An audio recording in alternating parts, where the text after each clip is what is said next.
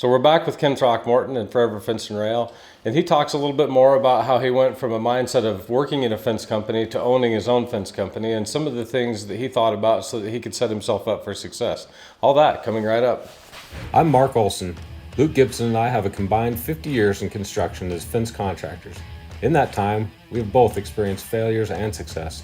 We travel the country talking with other contractors who share their experiences in hopes that their stories can make you a more successful contractor. So when did you start the company?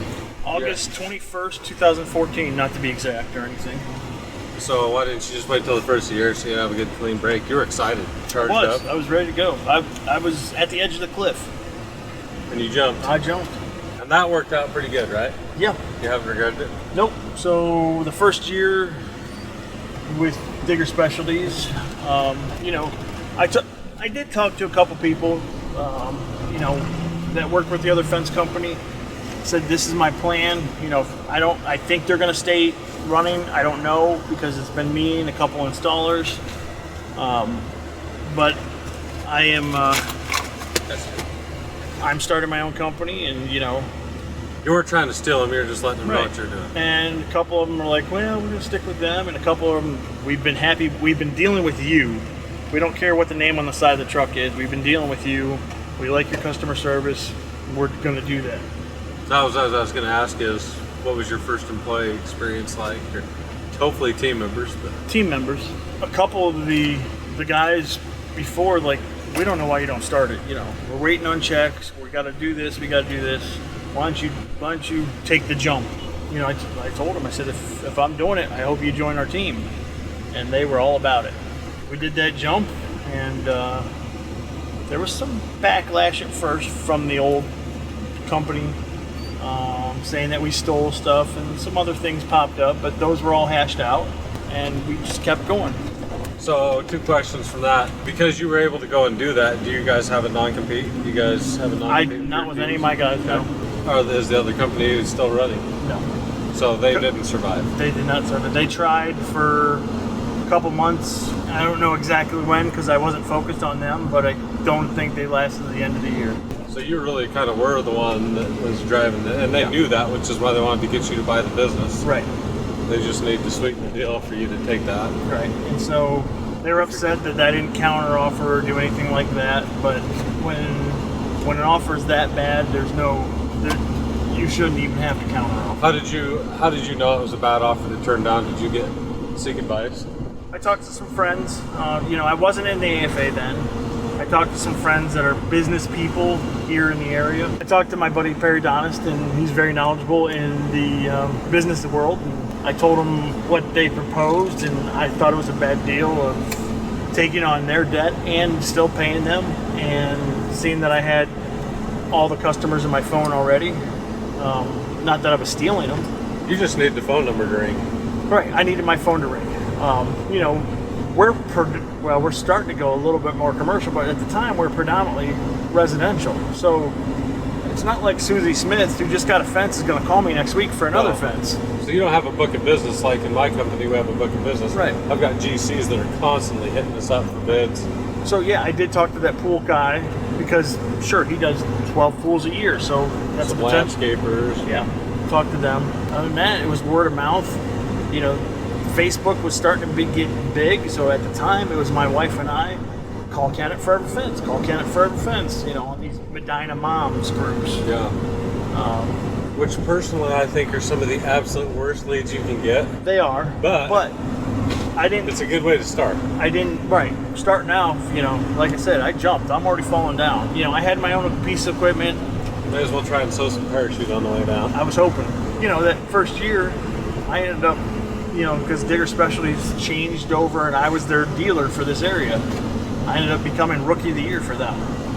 So I was like, I must have done something right. So starting next year, full year, 2015, starting off the year, January 1 running. Out of that winter time, because there's not a lot of work.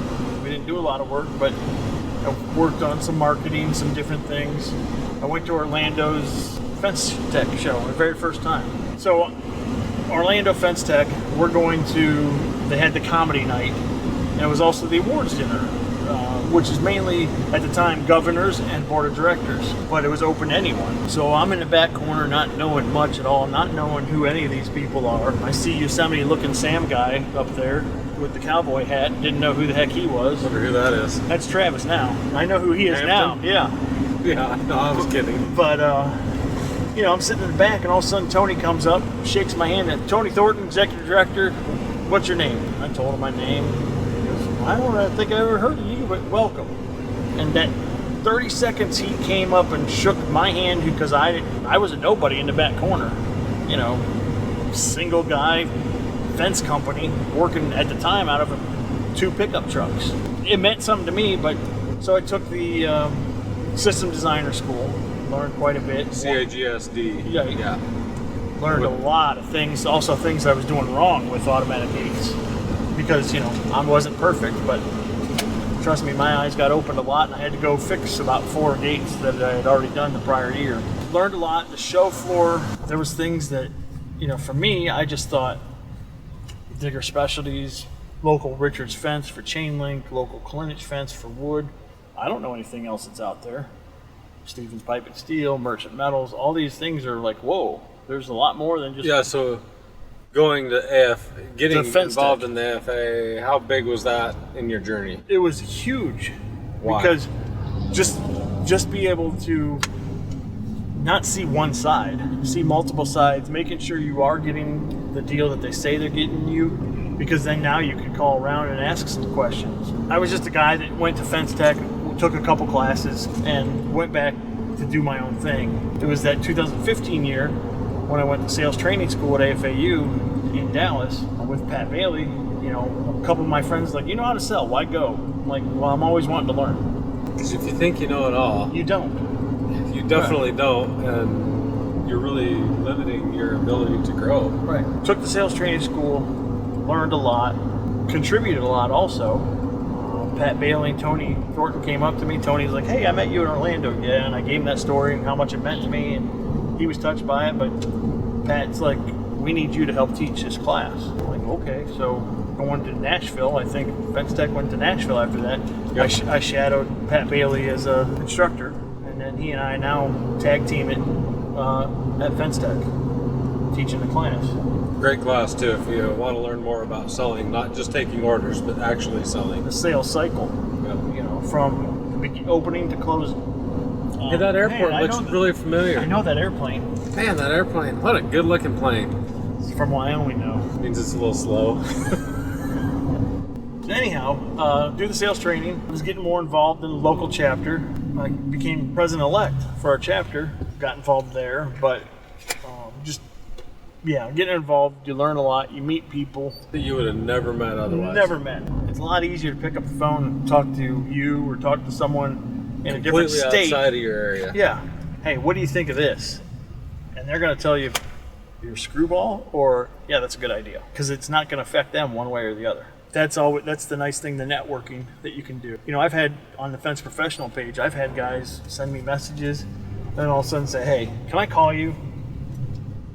And if you don't have time to talk to another fencer that's having an issue that is at the edge, getting ready to jump, or has already jumped and is about 2 feet from hitting the bottom, then yeah. So what was one of the biggest struggles? I mean, did you start out kind of knowing how to do everything right, or did you kind of learn it as you went?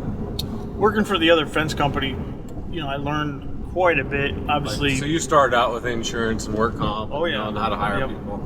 So I was in a networking group, and a good friend of mine has an insurance company. He's like, look, you are going to be digging in the ground. Most of these cities around here, you can get $300,000 insurance, and you're good. He goes, I'm telling you this, if you hit a fiber optic line, you're in it for at least $1 million. So I suggest you get, and for me, it was $1 million on top of another $1 million. The way they talk about it, it's 2 different levels, but basically you have $2 million worth of coverage. $1 million is pretty much bare minimum anybody should consider these days, I would say. Oh, I agree. And I mean, if you're doing digging commercial, it's more than that. if you're digging in the ground and you do hit something, it's not cheap. And you're going to hit something. Don't think you're not going to hit something. You're going to eventually hit something. Doesn't matter how many 811s you call, you're going to hit something. I've hit fiber.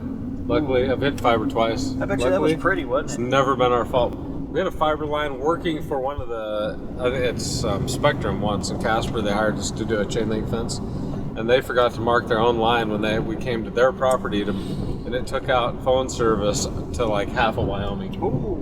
Yeah, it was a bad deal. That's good advertising for SWI right Everybody's there. like, why is all our service, why is all the long distance down? And we're like, well, we know, but we're not saying.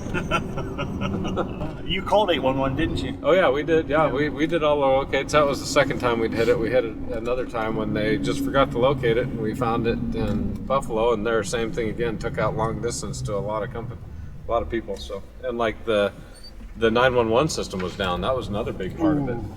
So around here, we call it OOPS, which is Ohio Utility Protection System, or when you hit a line, you say OOPS too. But anyhow, they put on seminars once a year, and it's amazing. The pipeline companies and the petroleum companies, I tell people all the time, because I finally went to one, because obviously with continuing education, you need, with a CFP and CFC, you need certain hours. And so they're like, you need to go to these. So it was 1 hour continuing ed class. I went to them. Man, they wine and dine. You get Yeti cups. They're wanting to educate you that they'll be more than happy to give stuff away left and right than have to come out and fix a pipeline that's been busted. And they have, they doing it. And that's the thing. You think you know everything there is to know about 811, but I learned 3 or 4 things, that different ways you can do things. Originally I thought you could only call it 8 a.m. to 5 p.m. You can call at midnight if you want to. There's going to be someone that's going to answer the call. A lot of them you can do online. We've gotten to do more and more of that. Well, that's the other thing. I didn't know that either. You could do it online. So, they have a little training class you got to do, but that makes it so much easier. Plus, with the app we have here, I can check to see if it's been marked. I was at a job the other day. The guys called me like, Ken, there's no markings. And I see phone and cable noids here, and I see phone and cable noids here, and there's no markings. And I went into the app, and sure enough, they actually put notes. There's 2 cable noids, and there are no lines. Verified, there is no line. So they must have thought I was going to be smart enough to actually go in and read it, because they did put a clear flag, but then they went ahead and wrote it in there also that, hey, no lines. Because I would have called. If I didn't read that, I would have called and said, hey, you guys didn't mark this right. So what were some of your biggest challenges? Obviously, getting the phone to ring is something everybody struggles with. So how did you do that? What's some of the steps you took to make your phone ring when you were brand new? Yard signs, word of mouth, the Facebook. So that was 2014. I started 2015. We really got going on Facebook, and I tracked it that year with the one local. So this county is called Medina County, and so I tracked Medina Moms Discuss It. It's a Facebook group here, and a bunch of ladies, talking back and forth. And there's guys on there, don't get me wrong. But they're like, I need a fence. Who do you call? Well, at first it was me and my wife, call Ken. Well, then I started doing so many jobs, I didn't have to worry about saying call Ken. In this area, there's about 4 legitimate good fence companies that if I lose job to them, I'm not happy, but it's not a trunk slammer. They're a legitimate company. They have the insurance. It is what it is. But there's some, call Bruce the handyman, or call this. You know how many of those fences I fixed over the years? So I tracked it for the whole 2015. I did $32,000 just from that Facebook page. And that was free. Oh, look at this. This is like America. All those flags. This is Sharon Center. It's beautiful. It's America. That's right. Sharon Center, Ohio. As Pat Bailey will say, the intergalactic world headquarters of Forever Fence and Rail. So I will take you by the new shop first, and then later on we can look at the current and soon to be retired. So I remember when you were just looking at this property, you called me up and you're like, there's a piece of property, and what do you think? I've been working out of my house for a long time. What was my advice to you? What's the traffic like? Yeah, and where do you want to go with your company? Right. How do you want to grow? So this is a State Route 94. Man, look at all those flags. That's just awesome. Coming out of America, and then, bam, what's that building right there? It looks like Nick's Dumpster Service. Nick's Dumpster Service, but, There's a small little banner here that says Future Home Love.